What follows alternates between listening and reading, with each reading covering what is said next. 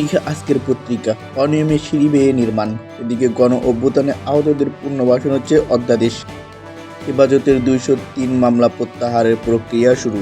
দৈনিক সমকাল, ইসিতে নিবন্ধন পেতে তৎপর নাম সর্বস্ব 65 রাজনৈতিক দল।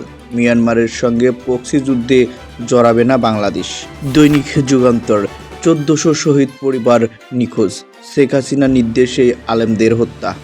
দৈনিক ইত্তেফাক, পরিবহনের এনায়েত উল্লাহ লুটে নিয়েছেন হাজার কোটি টাকা। এদিকে বন্দরে একে অপরে জাহাজ নিষিদ্ধ করল ভারত পাকিস্তান। ডিইপিজেডের আশপাশের এলাকায় তীব্র লোডশেডিংয়ের এলাকাবাসীর ক্ষোভ।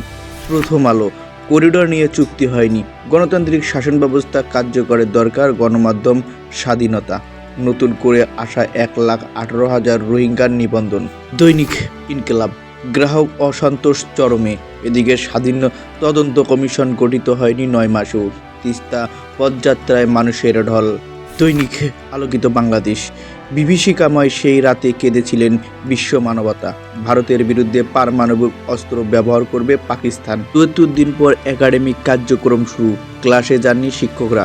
মানবকণ্ঠ, অভ্যুত্থানকারীদের উপর 9 মাসে 36 হামলা, বিএনপির মনোযোগ প্রার্থী বাছাইয়ে। বিএনপির সংবাদপত্রের স্বাধীনতার পক্ষে ছিল, আছে এবং থাকবে। দৈনিক সংবাদ, গণমাধ্যমের স্বাধীনতা, মব সংস্কৃতি আর ঢালাও মামলা নতুন আতঙ্ক। এডিবি ও আইএফের সহায়তা না পেলে বাস্তবসম্মত বাজেট করা হবে, অর্থ উপদেষ্টা।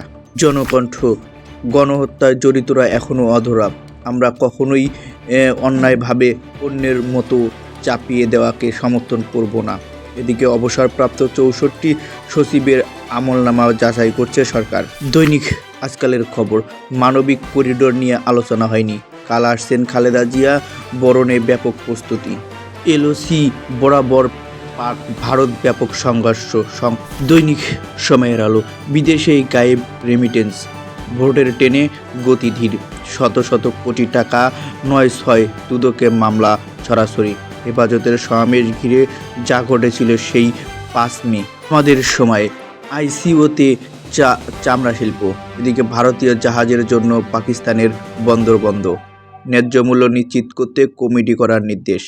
সরকারের শীর্ষ মহলের ছকে চলে নৃশংসতা, এদিকে ব্যয় সংকোচন নীতিতেই থাকবে সরকার।